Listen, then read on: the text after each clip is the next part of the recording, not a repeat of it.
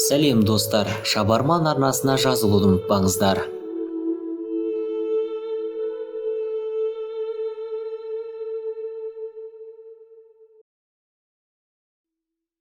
Рамазан айында 20 сағаттан артық ораза ұстайтын елдерді білесіз бе? Ұлыбритания газеті Independent ораза ұстауға қиынға соғатын елдерді атап көрсетті. Басылымның ақпараты бойынша биылғы қасиетті айда шамамен 1 миллиард 600 миллионға жуық адам ораза ұстайтын көрінеді. Бұл дегеніміз әлем халықтарының 22%-ын құрайды деп жазады. Жаз айларында кейбір елдерде, соның ішінде Лапландия, Финляндия және Швецияда күн үнемі шығып тұруы мүмкін. Кейде 1 сағатқа ғана күн ұясына батады екен.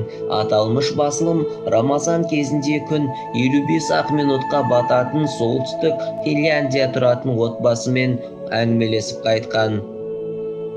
Біздің оразамыз таңғы 1:35-те басталып, түнгі 12:48-де бітеді. Осылайша оразамыз 23 сағат 5 минутке созылады.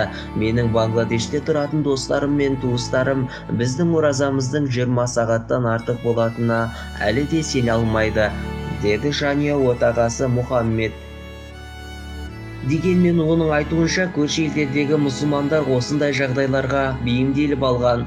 Мысалы, Лапландияда тұратын мұсылмандар өздеріне жақын орналасқан мұсылман елі Түркияның ораза ұстау уақытымен жүреді екен. Қасиетті айда жасаған ғибадат құлшылықтарыңызды Раббымыз қабыл етсін. Ниеттеріңіз қабыл болсын достар. Бізбен бірге болыңыздар. Шабарман арнасы.